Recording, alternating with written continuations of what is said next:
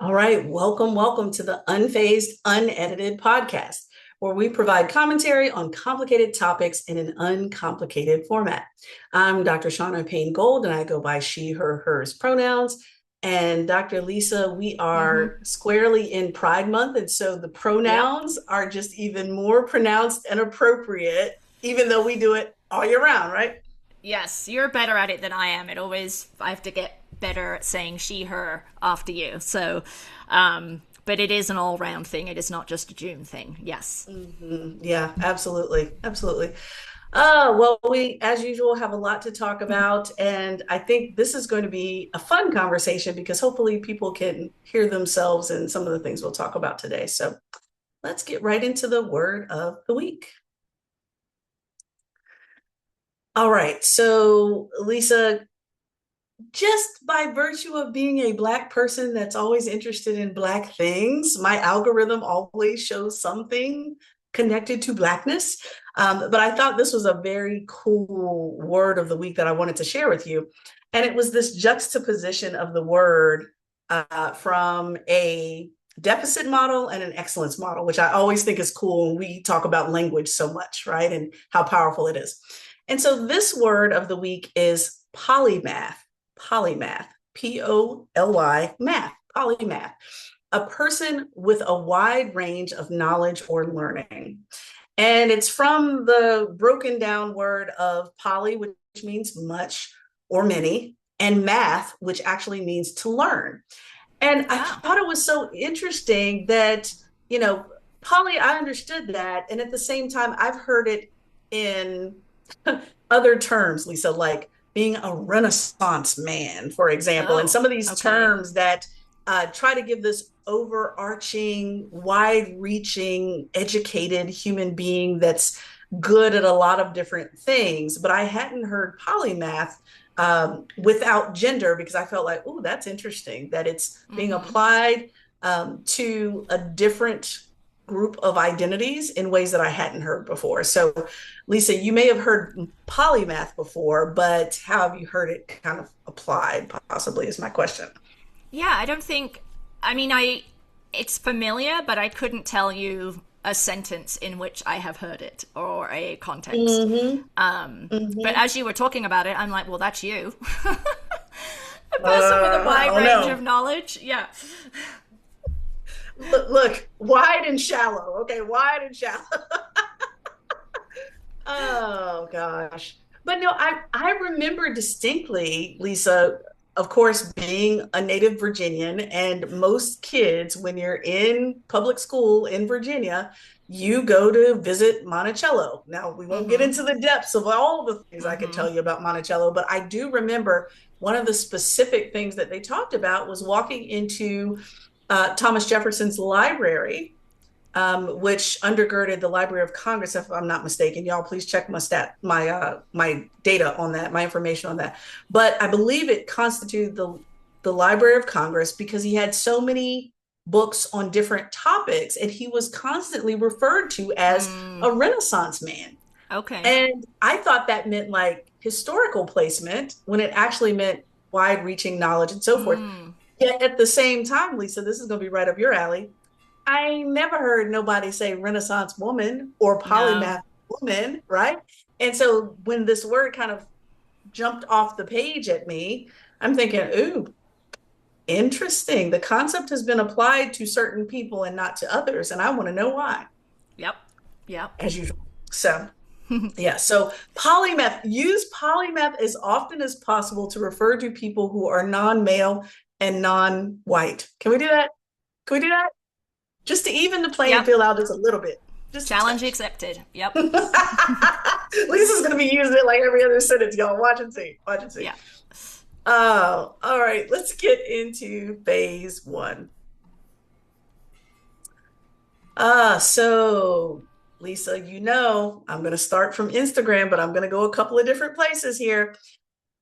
So I find it so interesting when Black folks reclaim words. It's just the best. It's the best. I love when it happens. One time when I don't like when it happens is when sometimes we reclaim the N word. Mm-mm, don't like that one. But there are Okay. other words that I do like that are reclaimed. Mm-hmm. And interestingly enough, I saw on Instagram where there was a woman, her name is Elsa Mahere. She considers herself a culture analyst, design futurist, and she's worked for major names in communications and journalists like Hearst and Condé Nast, Time Magazine, so forth. And she gave this really great multi-reel slide on Instagram around, are you a polymath or just Black? And I thought that was so interesting because each Mm-hmm. slide had something a little different Yeah. that would apply to multi intergenerational experiences of Black folks that descend Mm. from Africa through the institution of slavery.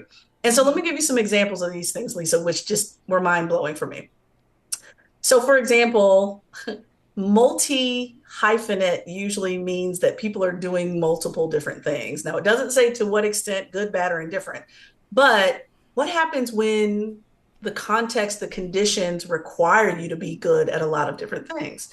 And so it's interesting what Elsa says around some forms of brilliance being celebrated as genius in one context, but then dismissed as survival in another context.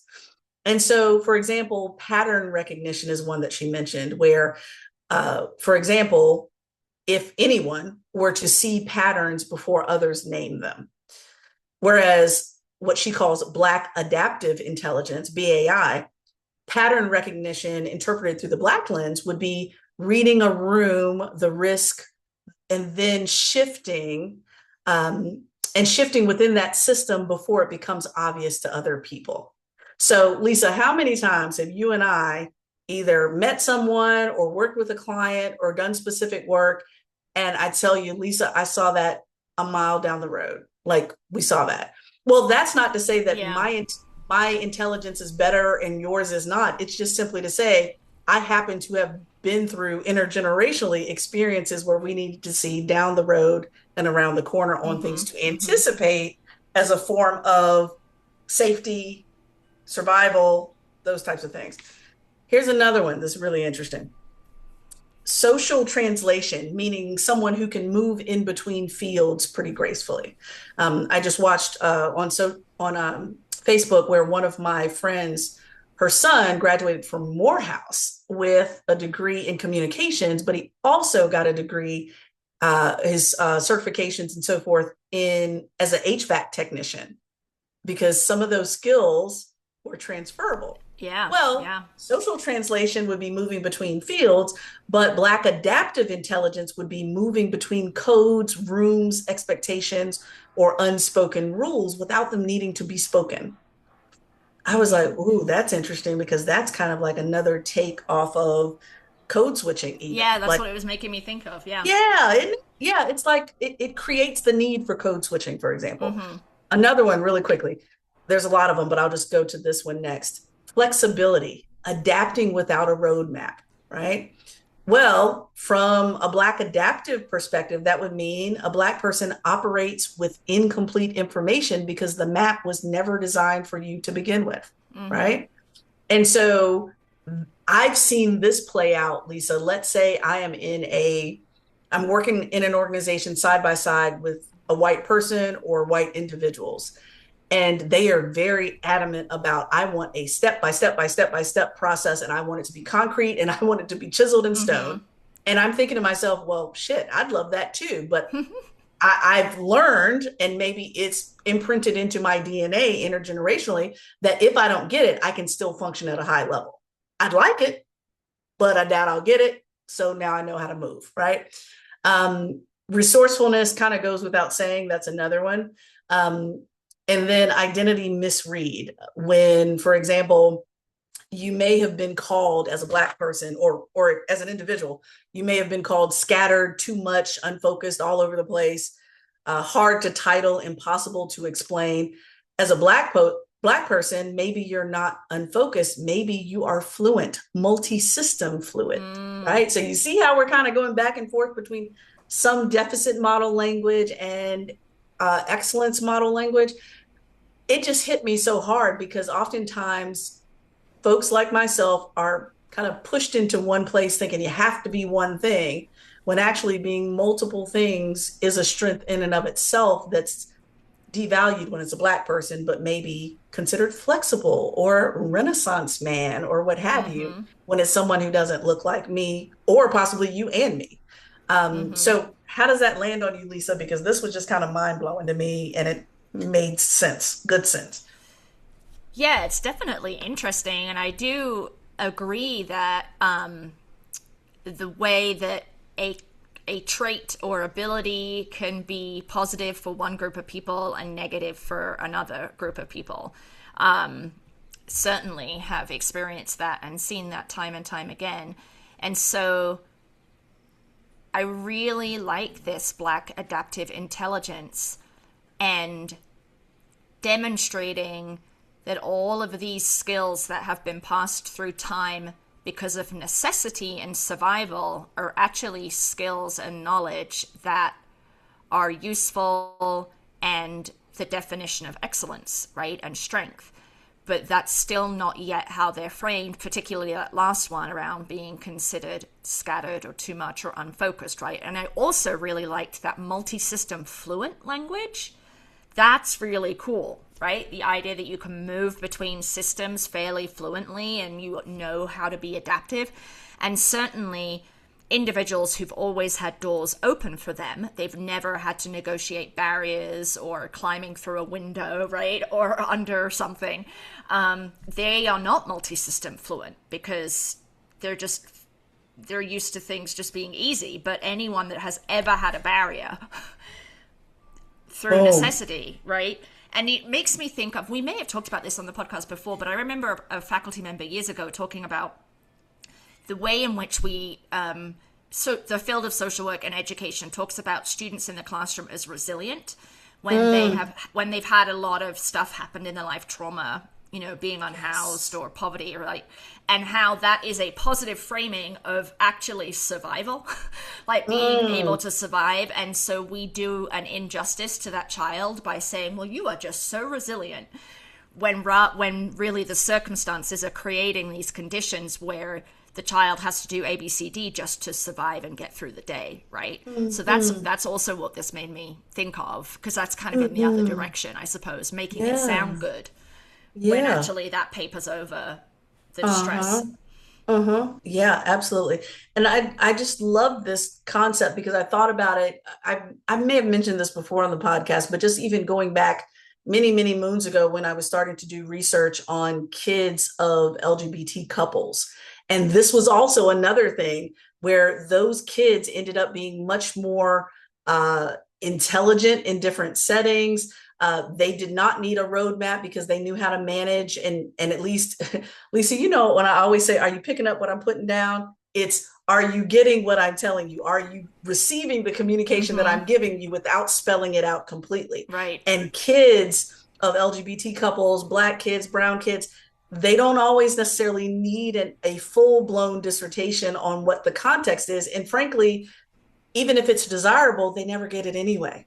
And Mm-hmm. so, how do you read context clues in such a way? And so, a example of this that I'll give of the boys once, um, before Kendrick joined a particular lacrosse team, we actually went and just sat and observed the practices to see exactly how things went. What's the context, Oh so forth. yeah, yeah. And he, kind of made little notes. He said, "Oh, look, mom, we got here, you know, 45 minutes early and the guys got here 30 minutes early before the practice started. Nobody was Mm, running out there at practice time."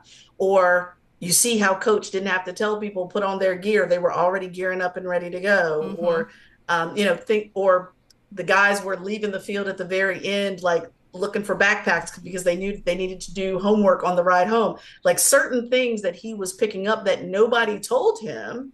But at the same Yeah. time, the intergenerational piece of me even bringing up, Kendra, do you think you want to go watch the practice? Like to know that, to anticipate that you're not going to get the roadmap, so you have to go look for it. Mm-hmm. Mm-hmm. And we've done that on multiple occasions. When Trey was moving up to a new school, he was kind of apprehensive. So we went to the new school before he Mm-hmm. started that year to observe, to try to figure out the map since we knew no one was going to hand it to him. That to me, I think is a takeaway of this for anyone that we happen to talk about Black folks in this example, but anyone that's in a marginalized group where you know the full map. Now, there's gradients of maps, I would say, but the Mm-hmm. full map is not given to you. Yeah. How do you anticipate filling that map in for yourself when you know you're not going to get it handed to you on a silver platter? I think that's the cheat code, if you will, to it all. Um, Mm-hmm. and being that polymath or multi hyphenate or what have you, just not letting people funnel you or a loved one into one place, because it seems like it's always good to be polymath, multi hyphenate, Renaissance person for anyone other than a marginalized group. Right. And so the resistance is probably, no, I'll do it myself. Mm-hmm. Yeah, definitely. I can see in terms of the polymath knowledge piece about being knowledgeable about lots of different things. I could see that being twisted to be you don't know what you're Yeah. doing, right? You can't Mhm. decide, right? You're just all over the place. Whereas for a guy, a white guy especially, it would be, well, how well read are you? Goodness gracious, you know so much about so many things.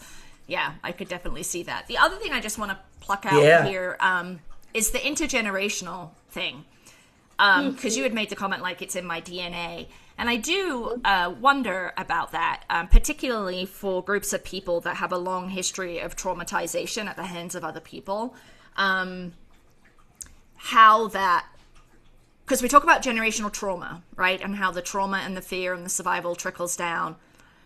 But this is different in that this is a response to those stressful and violent situations that have been adapted into all of those things that you had just said, right? Which then creates this BAI. And I'm wondering how you think about that. You gave the example of you and your son, but what about thinking about your parents, their parents, their parents, and like things? Can you point to anything in your own life where you now you've read this and kind of learned about this language where you can see that? Oh, yeah, yeah, yeah. Where I feel like I've received something that was handed down. Yeah. Oh, goodness.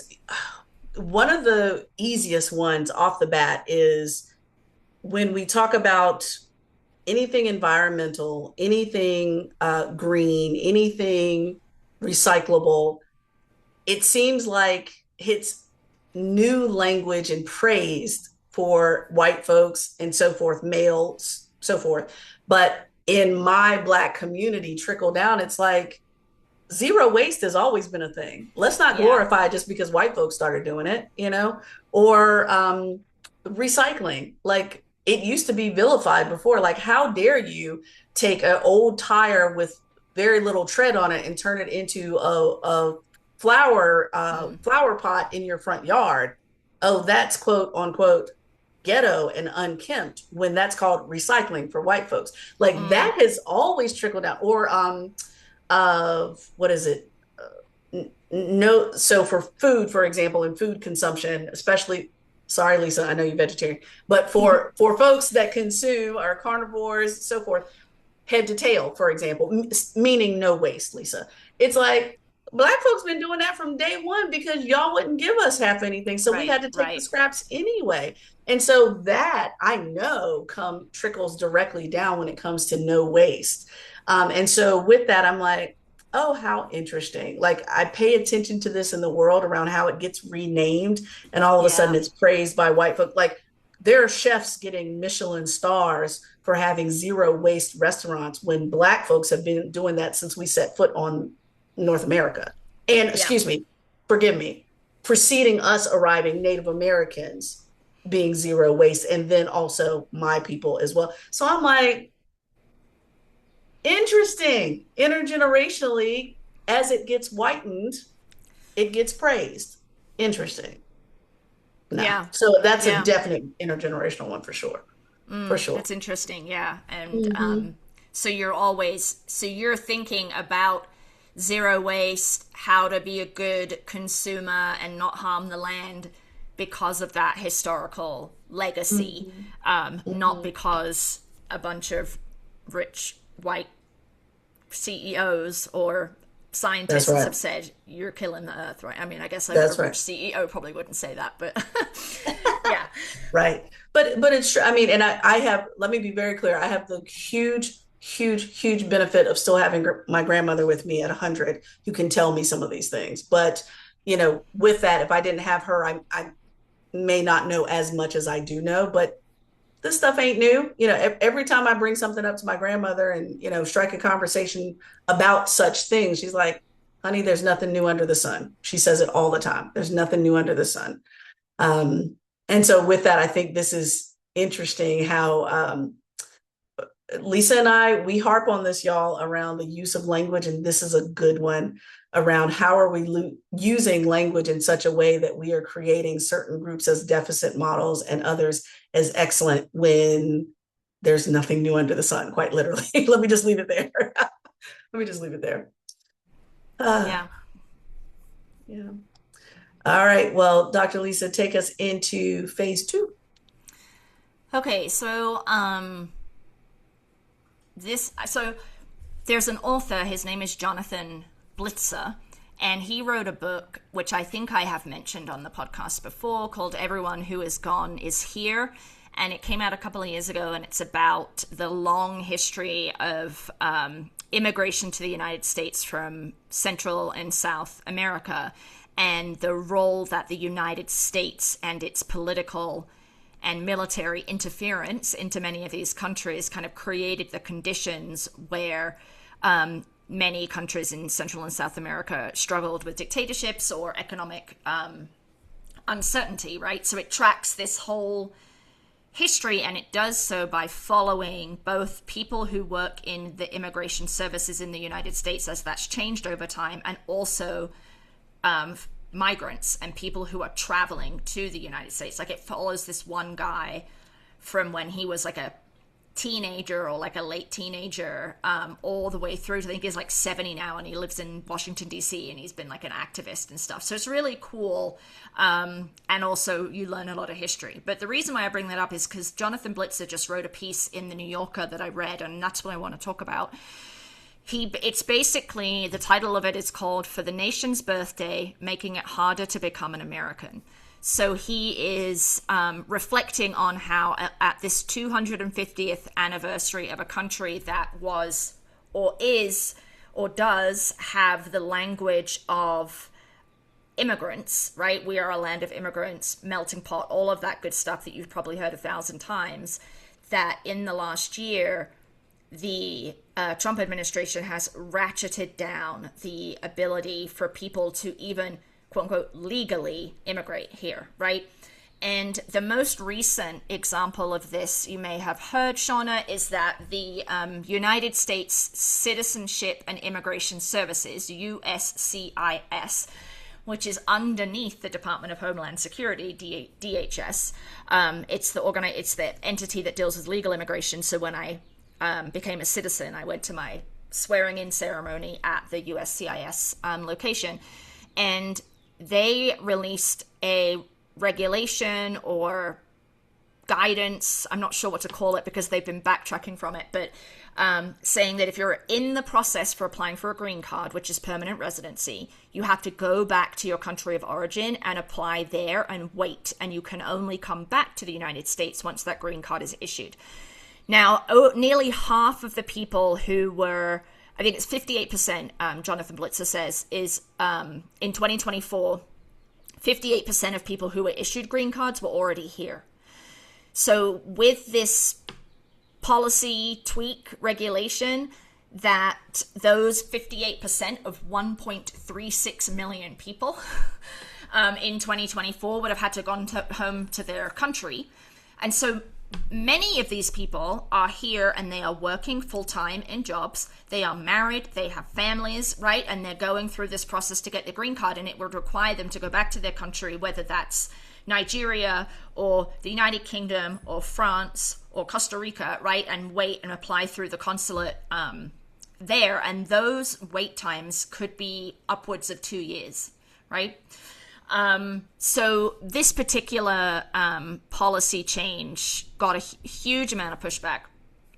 And so they have backtracked a little, and now they're saying it's kind of an internal memo. It doesn't mean anything. Okay, whatever. But we layer that on top of 39 countries where there is a travel ban in place, which halted nearly all immigration, although that did just get paused by a federal judge last week. And then a further 75 countries by the Department of State were added to this list, and there is overlap between those countries.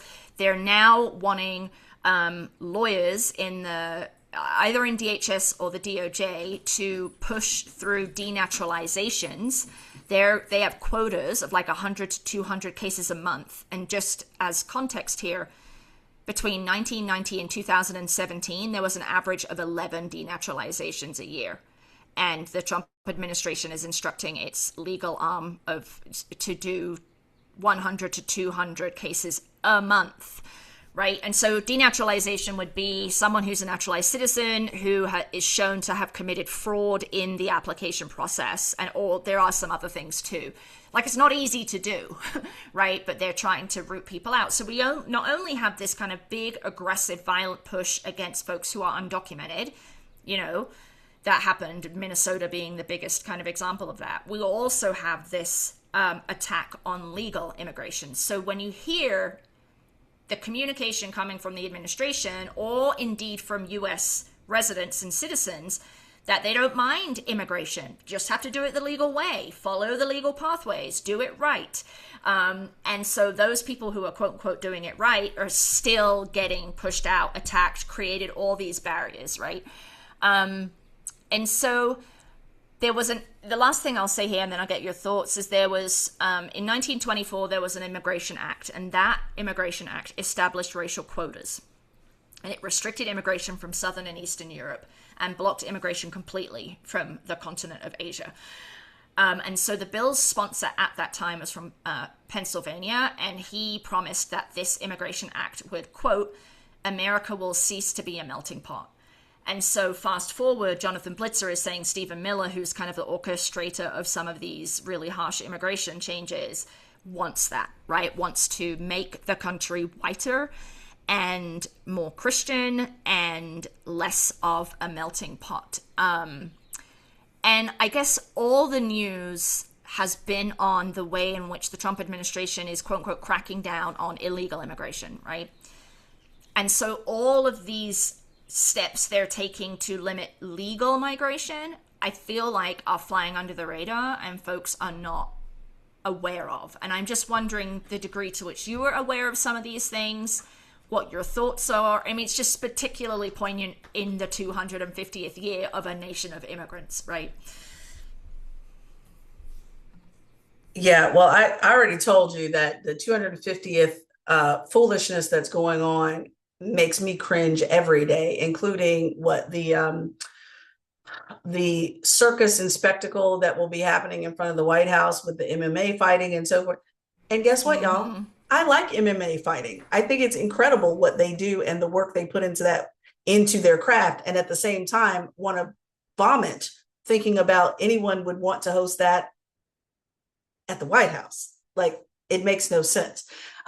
What I do think is, Lisa, you're reminding me that entire description reminds me of an artist. I'll have to pull them up. I sent them to Trey a couple of days ago, where it was a African-American male was holding this beautiful blanket with different colors in it. Oh, and different yes, I saw that. Did you see that? Yep. Yeah. And there was a bucket of white paint being poured down this quilt. To mask what it is, right?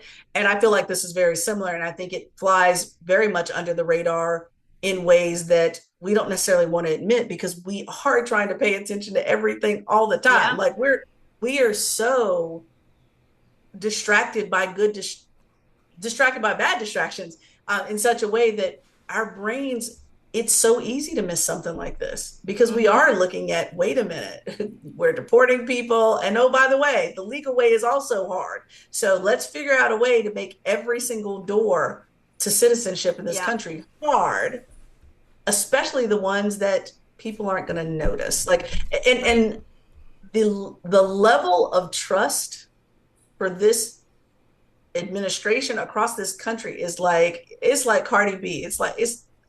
when Michelle Obama says go, when they go low, we go high. Cardi B said, no, I go to hell where the lava is. I feel like hell where the lava is, that's where the level of trust is. Like anything that's happening, even if it's bad, it's always this feeling that there's at least 10 other things that are going on that's worse. Right. It's Right. almost like a American paranoia, like for real. Like, what am I missing, even though I'm paying attention? Mm-hmm.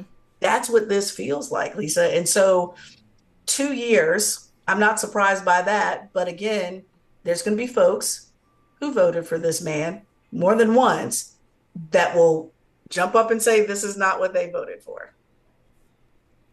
I double Mm-hmm. dog dare any listener to this podcast to go and examine Project 2025, and I dare you to tell me it's not in there. Oh, It's in I'm there. sure like restricting legal immigration is in there too. Yeah. Yeah.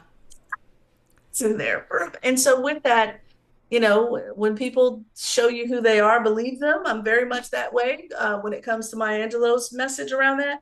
And at the same time, you know, this is one of those moments where I'm still trying to figure out how people miss the empathy of the work. Meaning that Mm-hmm. I know a lot of people, and I even listen to a lot of very wealthy people, whether they're stars, athletes, what have you, and maybe their lot in life has changed over a short period of time, but they didn't forget what their previous lot in life was and voted that way. Yeah. There are people that I listen to on podcasts and so forth that are very well off, and yeah, the tax bracket or tax changes in the tax code, no, it won't break them at all, but they know it would break them had they not ascended to where they are Right. financially and wealth wise. And they voted for us, the little person, Mm-hmm. rather than where they are currently. And I'm like, this is so, Lisa, this is where my brain explodes. When I hear this, I connect it to, I believe it was, I think SpaceX is going public again, where this Yeah. possibly could mean that who could be the first trillionaire in the world. Right. Right. And I'm like, okay, greed is what it is. You can take it or leave it. But I'm also thinking about all the other people that endorse greed and Mm. make that type of thing happen. Like, I'm going to sit back and watch the IPO and see what happens. Because folks that become as powerful as they are, they don't become that by themselves. Same thing with this. With this administration, doors don't shut unless you vote for people who nail them shut. And this is exactly what's happening with citizenship. Yeah. It's sickening, actually. Well, and Sickening. Elon Musk is himself an immigrant, right? So that's some more irony there. And I think with regard to There you that, go. the S&P or the other one, the Nasdaq or whatever, they changed the rules Oh, yeah. related to SpaceX's IPO. They did something that could mean that if you have a 401k, you might end up having SpaceX shares or something. I can't remember what it is, and I'm not smart enough to know all the Crazy. details, but there's something there, and that's what greed and power does. But Mhm. the other, I'll finish with this piece. It's a quote from his article, which we'll link in the show notes. But he says, he being Jonathan Blitzer, not Elon Musk. Immigration policy gets to the core of the country's identity, yet lawmakers haven't passed legislation for comprehensive reform in more than 35 years.